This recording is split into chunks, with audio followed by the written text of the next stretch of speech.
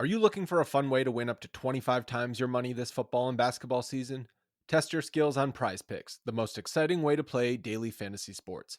Just select two or more players, pick more or less on their projections for a wide variety of stats, and place your entry. It's as easy as that.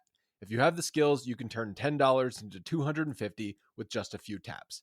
Easy gameplay, quick withdrawals, and injury insurance on your picks are what makes Prize Picks the #1 daily fantasy sports app. Ready to test your skills? Join the PrizePicks community of more than 7 million players who have already signed up.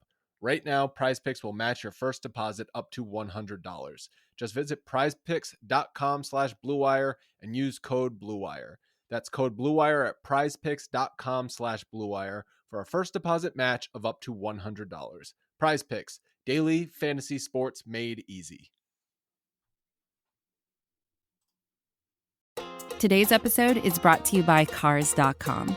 With over 2 million vehicles and 50,000 more added every day, Cars.com will match you with the perfect car for you, your budget, your life, your style. And if you're ready to say goodbye to your current car, Cars.com will get you an instant offer to cash it in. Just start by entering your license plate and get matched with a local dealer who will write you the check. So whether you're looking to buy or sell, just go to Cars.com. It's magical. Hello, everyone. Welcome to a very late night edition of Mavs Moneyball After Dark. It's just before midnight on Thursday night, January 26th. Dallas Mavericks just pulled off a heck of a victory against the Phoenix Suns, 99-95. Josh, how are you? And I think you need to tell the story of you calling this game about 12 hours ago to lead the show. So I feel like, and you know this too, because you host the live show, so you have a very good pulse on at least what the fandom online is feeling. It feels like that Washington loss was the breaking point for a lot of people. Oh, yeah. And Messages I got after my rants, not good. Yeah, and I feel like people were like, even the people that don't get angry were getting angry, whether they were angry at the Mavs for losing, whether they were angry at you for your criticisms or us for our criticisms. Like, everyone was pretty upset. Even people we know messaged you, people that don't get mad were mad. Yeah, That's kind of the way I was thinking about this. Right. So knowing that and knowing how ridiculous that this Mavericks team is, and knowing that they are the perpetual discourse team and that they will make everyone argue and they will do the exact opposite of what you think they're going to do, because it's happened a lot this season. So knowing that already, and then looking at the matchup and looking at the Suns and realizing that, the Suns had won 4 in a row, but their offense is still terrible. They've won 4 in a row because their defense has been really good. And looking at the Mavericks, their offense has actually been really good during this losing run. Their defense has just been putrid. And the Suns don't put pressure on the rim. They shoot a lot of jumpers. They shoot a lot of floaters. They shoot a lot of mid-range. They shoot more threes, I think, than they normally do, but they're a jump shooting team without Devin Booker. And I just kind of looked at this and I was like, wow, the Mavericks could still lose this game, but they could easily win this because they could get, I know the defense is in shambles, but they could get a win just from an outlier shooting performance, because at a certain point, if you're playing a team that doesn't put pressure on the rim and shoots a bunch of jumpers, it doesn't matter how bad your defense is. The other team could just miss shots regardless, and you're going to have a chance to win the game. Well, and we haven't even mentioned kind of the key special sauce in this one, which makes it all the more really, truly impressive, is Luka Doncic went down with I'm pretty sure it was a right ankle sprain, which if you watch him play closely, his ankles are, this is a stupid statement. Ankles are very important to basketball, but how Luka plays when his ankles aren't right, it changes a lot. And it was an ugly looking sprain. Similar. It didn't even look like a sprain. I mean, he didn't even roll it. I don't even know. I saw his right foot roll forward, his body weight went over his foot, but he was posting up and It was a very odd thing. And, for Luke, I don't think Luka came back to the bench. No, he went straight to the locker room. But no, I don't think he came back to the bench even after he was ruled out. He didn't. And that is something I don't really remember seeing. So it really put a damper on the game. And what the Mavericks did, and really more specifically what Spencer Dinwiddie did, was really, really impressive. I mean, Spencer, I was really, really mad at Spencer's post-game quote. I take none of what I said back because I was correct. Like, he went on this LeBron James level soliloquy. You guys should see the full quote. It's like 2 straight minutes of talking from Spencer on Tuesday night, and it was excuses. What we saw tonight was nothing but action. I mean, he shot the hell out of the ball, 5 from 6 from 3, and then really, he played the Luka role very, very, very, very well. Which is shocking because when he's been the only point guard when Luka's on the bench, he has not done that very well. No. And it was obviously a collective team effort. I mean, the Suns, well, let's come back to the Suns. Let's praise our team more first, because that's the key. You got a lot of really surprising play, effective play. Dwight Powell came up huge in the fourth quarter when the Suns were making like a really close effort. Dorian Finney-Smith probably played one of his best games of the year. With Luka out, somebody had to grab the rebounds, and the Mavericks did a fantastic job with team rebounding. Yes, they got out-rebounded. But they got out-rebounded by 1. So. I'm seeing 50-43. Oh, my gosh, I'm sorry. I'm looking at defensive rebounds. Sorry. Sure, but the defensive rebound, yeah. I mean, they gave up a few more offensive boards, but that's to be kind of expected with the size that the Mavericks put out there, which is to say they didn't put size out there. And because Dorian Finney-Smith played a lot of 5, it was just a really, really impressive performance from him. The Mavericks escaped with a shoddy Tim Hardaway shooting performance, but he grabbed 9 boards. I mean, they did. A lot of guys were doing little things. I mean, Bullock, who's the master of like the 0-0-0 lineup, he had grabbed 2 offensive boards. I mean, those things ended up really mattering over the course of the game, because the Suns, like the Mavericks got up, and then the Suns kept coming, and then the Mavericks would answer, and like that was the part that was really interesting for me, because with the Luka games that we've seen, the Mavericks fold a hell of a lot and let teams back in it, and it's more of a seesaw, whereas the Mavericks just kept punching Phoenix right in the mouth, and it was rewarding to watch. Yeah, there were like 5 moments where you could have been like, okay, this is where they're going to lose the game. This is where they're going to run out of steam, and they don't have Luka. Yeah, they never did. I don't think the Suns led. I think once the Mavericks got that lead in the second quarter, I don't think the Suns led for the rest. I don't think the Suns had a lead for the rest of the game. I think that's right. Which is really impressive and kind of harkens back to the playoffs. Remember those playoff wins? They would just get the lead and they never turned back. It was really funny. There's one set of stats that I think are at least worth acknowledging, but I don't like this. I don't mean this in a to take anything away from this victory. If anything, I mean it because I want to sort of talk about the Suns for a second. If DeAndre Ayton did not totally suck and wasn't Charmin soft, the Suns win. He put up 19 and 20, so 19 points and 20 rebounds. And if you're waking up in the morning, you're like, Kirk, what do you talk about, Charmin soft?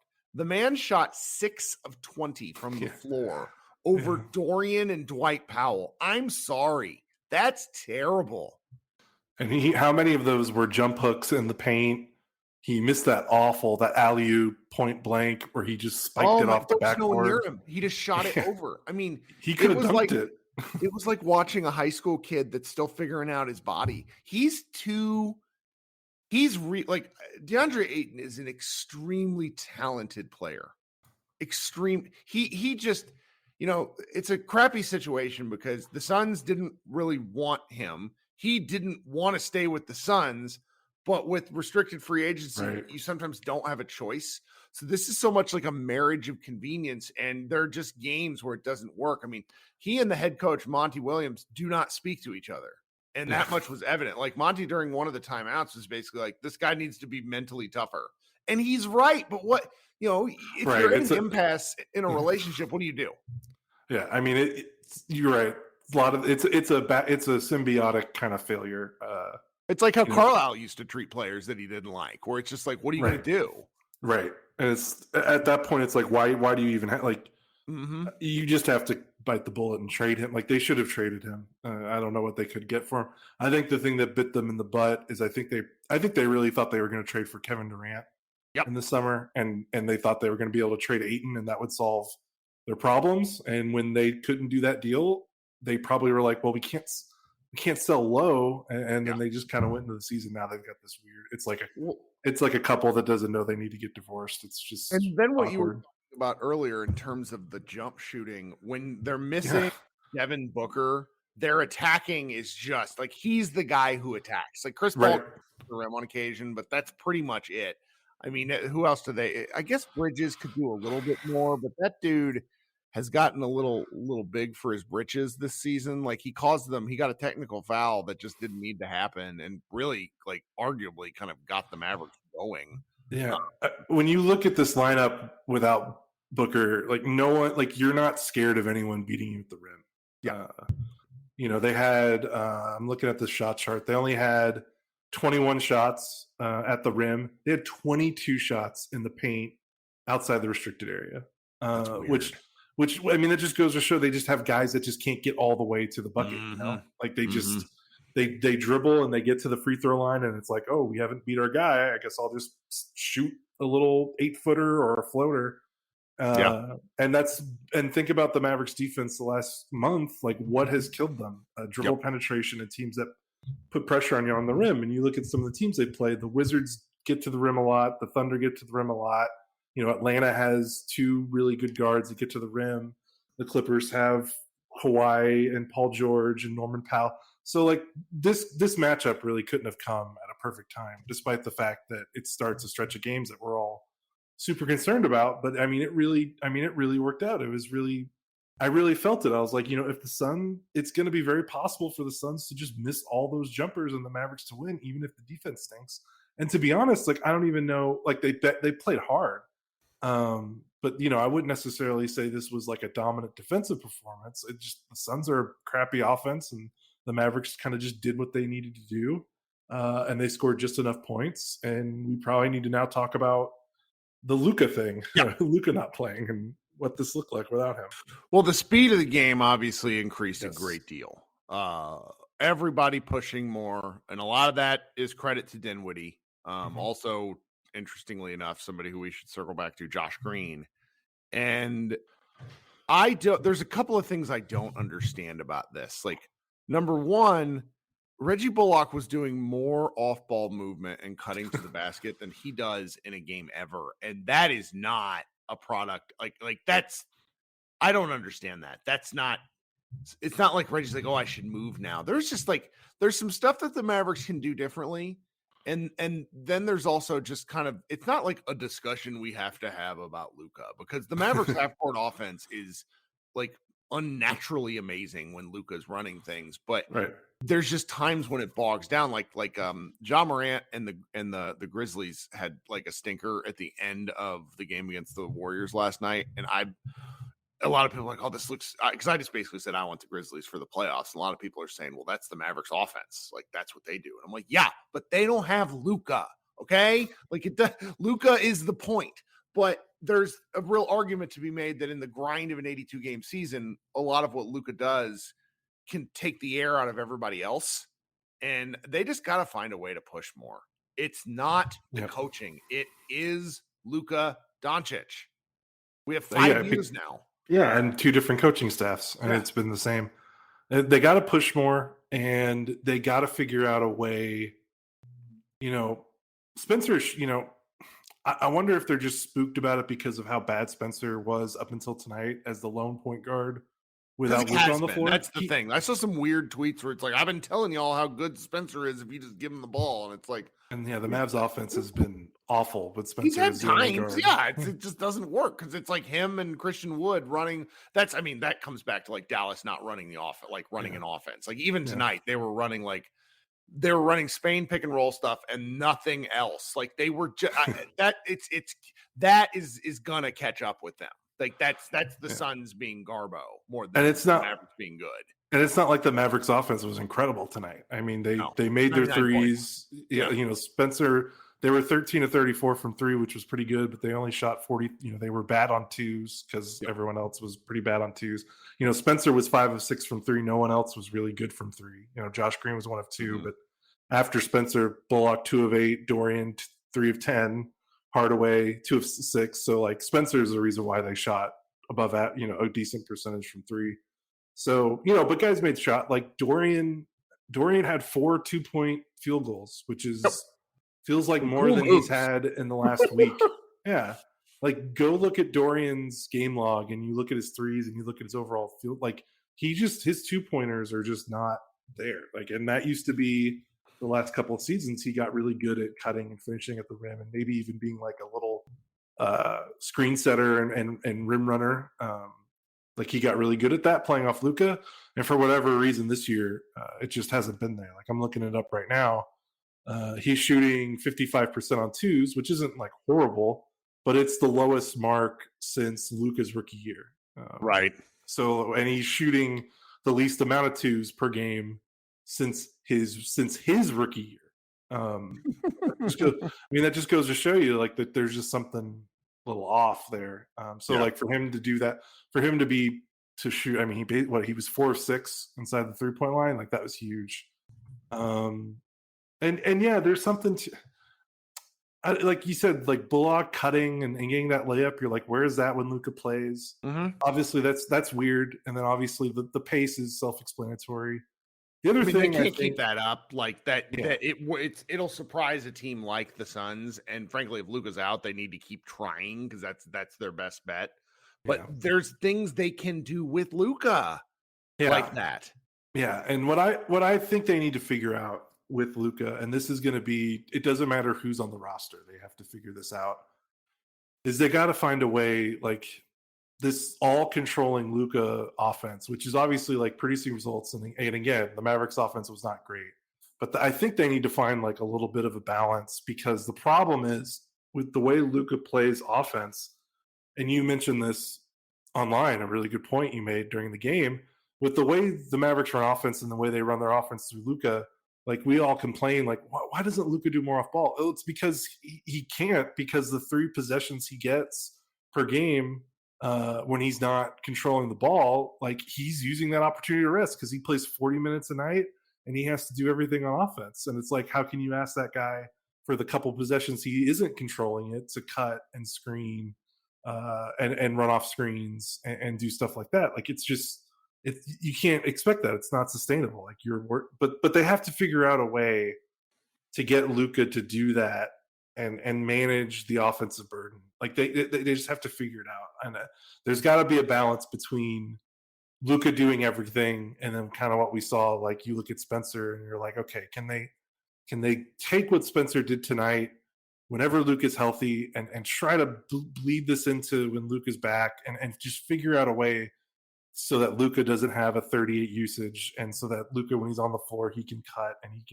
he can set screens. Because goddamn, he will be an awesome off-ball player when he actually does it. Like he is so skilled and so talented with passing and his size, like to set screens.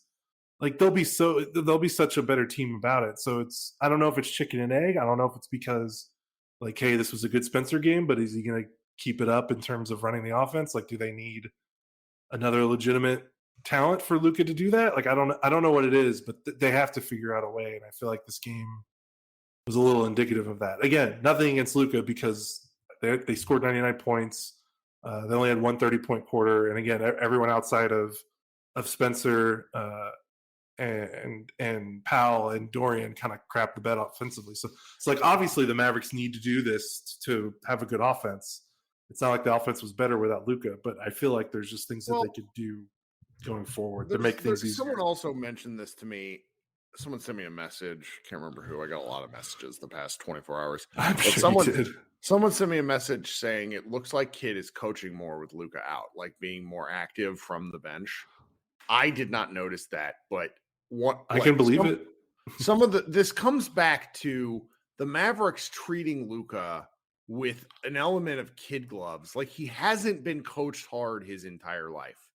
he is a like he's described himself as difficult to play with. He probably understands he's difficult to coach, but he probably wants to be coached hard. Like, he didn't get along with Rick by the end. You're going to have this is the other thing the Mavericks need to come to grips with. You are going to have a shorter shelf life on coaches and relationships with Luka Doncic as your superstar than Dirk Nowitzki. I'm sorry. He is a tough competitor. That sort of thing burns. You can still like respect and get along with people and know that you need to move on in a relationship. That happens. And a lot of what Cuban does and I think this is actually admirable, is he wants people to be Mavs for life. I like that as a concept, but that's really hard to do in a competitive environment. And I think everyone needs to kind of not lighten up. That's not what I mean, but basically like stop acting like we're on eggshells around Luka and push him to do some stuff. Push him to be off ball in a way that's interesting for him. He has been doing off ball stuff lately. It just becomes, there's been one possession every game, probably the last 5, where he's done something really interesting off ball. And I don't mean like posting up. I mean like moving without the ball.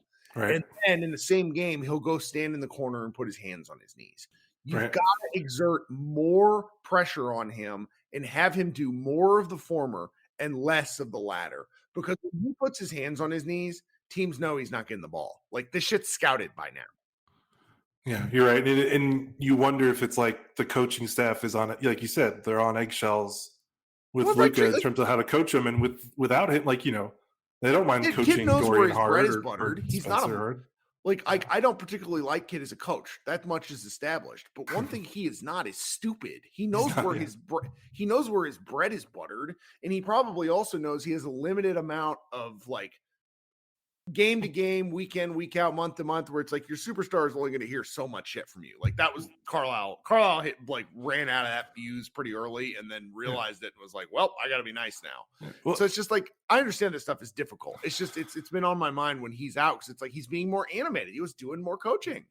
And dude, I mean, Kid knows because he was that. Like, yes, that's true. He ran Avery Johnson. He got Avery Johnson fired when he got here.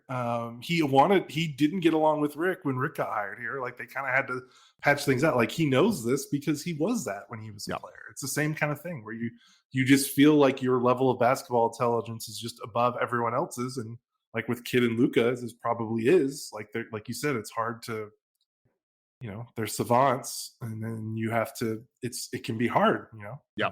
So I get it, but yeah, you're right. They need to figure something out. And then another big thing I noticed, and this is something that Luka can work on, regardless of who the coach is, but the defensive intensity and just the energy level. We've both commented on this. Like, there are just some games where the first quarter, like, Luka's just not mentally in the game. And he's either slow start or his defense is just not there. And again, defense might not be there because of the offensive burden they're asking of him. But like, we've seen games where we've been like, what was Luka doing for the first 8 minutes? Like, I don't understand. And why, the Mavs got off to a bad start because, again, he's the head of the snake and everyone falls behind him. So he went out, and honestly, he didn't start this game. I mean, he only played 3 minutes, but he missed both his shots. The team got down to a pretty bad. The Suns scored a bunch in his 3 minutes. I think they scored on most of their possessions when Luka was out there. And then he leaves the game, and there's just the energy changed in terms of I don't know, you know what I mean? There wasn't a lot of ref chirping, there wasn't a lot of heads down, and again, that a lot of that is on Luka. Yep. I mean, I have to admit, watching this game, it was nice to watch a Mavericks team play a full game without watching guys turn a fast break into a 4-on-5 because they're still in the backcourt arguing with an official. None of those guys did that. And again, I don't want this to be like a Luka bashing. No, but it's a differences in thing. It's like the team has a very low ceiling with Luka out. Very low ceiling. It's just that he helps raise that ceiling, and for as unbelievable as his play has been this season, we're at the point in the slog where and frankly, just how many miscues the Mavericks have had. I mean, my freak out last game was like it's some of the things they did that they played harder this game. It's tough. It's I'm And again, how much of that is because Luka's playing 40 minutes a night and has to score 45 points every game for them to win? So 100%. Yeah. So like, again, I'm not trying to dog Luka, but it's just, I feel like with him, the growth that's, because he's 23, so like he's not a finished product. And I feel like the growth with him isn't going to be on the basketball court. It's going to be the stuff behind the scenes, stuff in the locker room and kind of between the ears, which is fine. I mean, he's 23. Like, what were we doing when we were 23? We were idiots. I mean, we're still idiots, but like we were even different kind. bigger. Yeah. Oh, yeah. So like, it's okay that he might not be peak emotionally mature at 23 because he's still got a lot of time before he even is out of his prime. So it's not like something that I'm like, oh, this is a bad thing, and I don't want to like feel like we're talking like we're on like First Take or whatever. But it's just something it was just obvious to notice watching this game. Well, here we are. All right. So we have another game on this road trip. They play Saturday night at Utah, and then they play Monday at Detroit. So getting wins in both of those games, because I think Luka's going to be sidelined for at least a couple games, and they have they have a 2-day gap, and then they don't play again until February 2nd. And then they head out on a road trip that features a couple of national TV games right before the trade deadline. And if the Mavericks are able to win both of these next 2 games, that would be really, really big, because they have – I saw somebody say – I want to say it was our friend Mavs Draft on Twitter say – I think he said something about how the Mavericks have an easy schedule to finish the year. And – if that were true, which I don't think it is, the Mavericks play really down to their competition. So that's not like it's not like a thing that helps them. So I don't know. This is where you see this season going. I'm just really curious. Really, really, really curious, because this next, because like so just for context where my brain is, Thursday, February 9th is the trade deadline. The trade wins. There's some stuff out there on the Mavericks are involved in every friggin' trade that's on. Like, it's just the opposite of what we're used to with Donnie Nelson, which I kind of like just from the discourse point of view. But I still don't see anything that really moves the needle. And of course, last year the Spencer Dinwiddie trade for KP came out of nowhere. There's still, if the Mavericks are 2 to 3 games over 500 heading into the trade deadline, which means they've righted the ship with Luka out. That's right. And they've held the fort just enough and given him time to come back. Then I think the rest of this season bodes fairly well. But if these next 5 to 7 games go sideways, and they very well could, the Mavericks have to have some really serious discussions about what that means for their season. Yeah, the season's on the line right now. Yeah, and I'm not advising tanking. That's not what I'm saying. It's just the Mavericks have had some really tough injury luck this year. And what are you playing for? Because a 4-game losing streak puts you at like 10th in the West. It's really frustrating. Yeah, it's going to be close, and at Utah that's a much harder game than it looks on paper. Yeah, because Utah, like, again, the Mavericks defense is struggling. Utah's offense is significantly more potent than Phoenix, both in terms of process and just honestly right now, I think offensive talent with Lauri Markkanen and Jordan Clarkson having they're having good seasons. They have people that can pressure the rim. So this Saturday will be, if they can get a good defensive performance Saturday, then we could start talking about, hey, did they figure something out? Is something going on here? So Saturday will be a really good test for them to see where they're at. Well, and speaking of Saturday, just for scheduling purposes, and I'll announce this on the Spotify Live too, you will probably be doing something yourself Saturday night, because I am having to take a quick trip up to see my folks in Kansas City, and that will mean no live show either, but it's a Saturday night, and I've missed very few live show opportunities in the past 2.5 years, so I hope people won't mind. Is there anything else we want to talk about before we get out of here? No, I don't think so. It's 12:15, so I don't want to get going. That's right. All right, man. Talk soon, Josh. Thanks so Yep. much for hanging out. Everybody look for the live show a little later and stop by Mavs Moneyball. We've had some good posts this week. All right. Talk to you soon, guys. Bye.